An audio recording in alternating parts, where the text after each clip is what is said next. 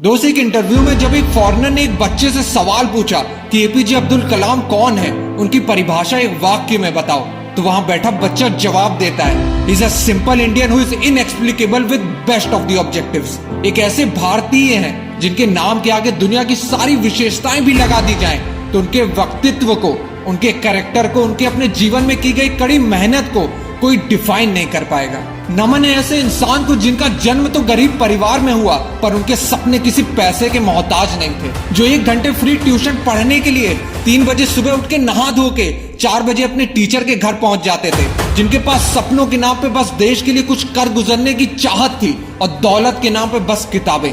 जिन्होंने अखबार बेचने से लेकर 2002 में भारत के 11वें राष्ट्रपति बनने तक का सफर तय किया। जिन्हें 38 यूनिवर्सिटी से यूनररी डॉक्टरेट के खिताब से नवाजा गया। एक ऐसी हस्ती जो 26 मई 2005 को जब स्विट्जरलैंड में लैंड करता है, तो उस दिन को उस देश में साइंस डे घोषित कर दिया जाता है। पद्म भूषण, पद्म विभूषण, भारत रत्न, जिन्हें भारत के 3 सर्वोच्च सिविलियन अवार्ड मिल चुके हैं। उनका पूरा जीवन ही हद पार मेहनत करने की परिभाषा है। दोस्तों, आज उनके जीवन का ये किस्सा सुना के तुम्हें अपने सपनों के लिए हद पार मेहनत करने के लिए दिल में आग लग जाएगी।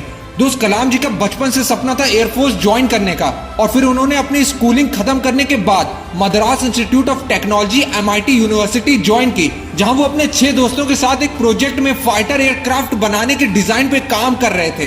तभी उनके प्रोफेसर श्रीनिवासन उनके प्रोजेक्ट रिव्यू करने के लिए वहां पहुंच गए और प्रोजेक्ट का डिजाइन और प्रोग्रेस देख के उनके टीचर कलाम जी से बहुत निराश हो गए और कहा, मैं तुम्हारे काम से बहुत निराश हूं कलाम, और मुझे तुमसे अलग और बेहतर डिजाइन की उम्मीद थी।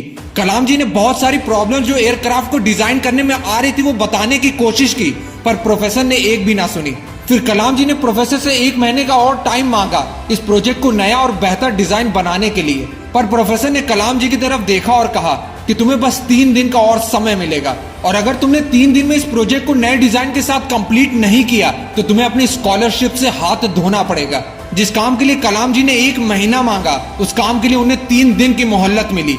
वहां कोई भी होता तो उसे इम्पॉसिबल, ऐसा तो हो ही नहीं सकता बोल के टाल देता और शिकायत करता। शुरुआत में कलाम जी थोड़े निराश जरूर हुए, क्योंकि उनकी पढ़ाई और उनका सपना दोनों स्कॉलरशिप के पैसों पे टिकी थी, पर उन्होंने तुरंत सारे नेगेटिव थॉट्स हटा के 3 दिन के लिए मेहनत की सारी हदें पार करने की ठान ली, और पूरे 3 दिन और रात बिना सोने और खाने पे ध्यान दिए सिर्फ अपने प्रोजेक्ट पे काम किया।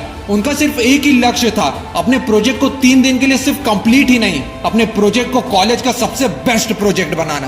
और 3 दिन के बाद जब प्रोफेसर ने कलाम जी का प्रोजेक्ट देखा तो वो एकदम शॉक्ड हो गए और खुशी से कलाम जी की पीठ थपथपाई और कहा कि मैं जानता हूं कि 3 दिन का टाइम देके मैंने तुम पे बहुत प्रेशर डाला, लेकिन मैं जानता था कि तुम में काबिलियत है। बस ये देखना चाहता था कि तुम में मुश्किल वक्त को सहने की क्षमता है या नहीं, और तुमने खुद को साबित कर दिखाया। दोस्त, कलाम जी कहते थे, one who breaks the limit of their imagination और the one who create history. Imagine the impossible. अपनी सोच की कोई सीमा मत रखो, तुम असंभव भी कर सकते हो। मनुष्य को जीवन में कठिनाइयों का सामना करना पड़ेगा, क्योंकि सफलता का आनंद उठाने के लिए वो आवश्यक है। दोस्त, वो एक दिन था जब कलाम जी ने अपने कॉलेज प्रोजेक्ट में फाइटर एयरक्राफ्ट का बेस्ट डिजाइन बनाया, और ये खुद के सपनों पर विश्वास और कड़ी मेहनत ही थी। जब कलाम जी के जीवन में वो दिन भी आया जब 6 महीने की हार्ड ट्रेनिंग के बाद रियल Su-30 फाइटर प्लेन को उड़ाया और अपने बचपन के सपने को पंख लगाया। दोस्त, जीवन ऐसा जियो कि आपके मरने के बाद भी लोग आपको सदियों तक याद रखें। दोस्त, अगर तुम्हारे अंदर भी अपने सपनों को लेके ऐसी आग है तो कलाम जी की इस बात को समझो कि जिंदगी में एक लक्ष्य रखो और लगातार ज्ञान प्राप्त करते रहो, कड़ी मेहनत करो और महान जीवन को प्राप्त करने के लिए दृढ़ रहो। महान लक्ष्य के सामने महान कठिनाइयां भी आएंगी, पर इसका मतलब असंभव नहीं है। इसका सीधा मतलब है आपको कड़ी मेहनत करनी पड़ेगी, और तुम्हारी मेहनत ही तुम्हारे कल के सपनों की चाबी होगी।